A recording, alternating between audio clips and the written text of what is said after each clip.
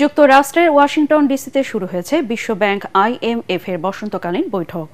এতে বাংলাদেশের অর্থ উপদেষ্টা সালেউদ্দিন আহমেদ সহ বিশ্বের বিভিন্ন দেশের অর্থ মন্ত্রণালয়ের শীর্ষ কর্মকর্তারা অংশ নিচ্ছেন। এবারে বৈঠকে আগামী জুনের মধ্যে বিশ্বব্যাংক IMF এর কাছে প্রায় $200 কোটি ঋণ সহায়তা চাইবে বাংলাদেশ। যুক্তরাষ্ট্রের ওয়াশিংটন ডিসি থেকে আরও জানাচ্ছেন নিয়াজ জামান সজীব। যুক্তরাষ্ট্রের রাজধানী ওয়াশিংটন ডিসিতে শুরু হয়েছে বিশ্বব্যাংক IMF বসন্তকালীন বৈঠক।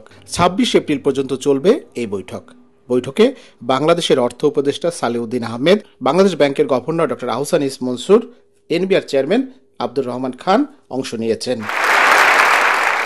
এবারের বৈঠকে বাংলাদেশের আর্থিক খাতের সংস্কার সহ বিভিন্ন বিষয়ে আলোচনা হবে।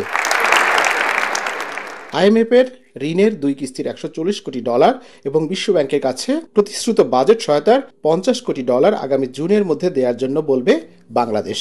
কিস্তিতে আমাদের সাথে কিছু পলিসিগত পার্থক্য আছে এখনো, যেমন এক্সচেঞ্জ রেটের কথা আমি বললাম, বাজার ভিত্তিক করা হবে কি হবে না, সেটা একটা বিষয় যেটা আমরা আলোচনার মধ্যে। এবারের বৈঠকে বিশ্বের অন্যান্য দেশের অর্থ খাতের শীর্ষ কর্তা ব্যক্তিদের সাথে বৈঠক করবে বাংলাদেশের প্রতিনিধিরা।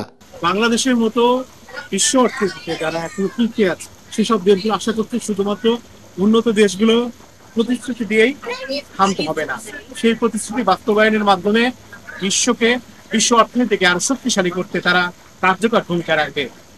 এবারের বসন্তকালীন সভার মধ্য দিয়ে বিশ্বব্যাংক এবং IMF উন্নত দেশগুলোর কাছে সেই বার্তা দিতে যাচ্ছে যাতে তাদের যে প্রতিশ্রুতিগুলো তারা সঠিকভাবে বাস্তবায়ন করে। নিয়াজ জামান সজীব, ATN বাংলা, মার্কিন যুক্তরাষ্ট্র।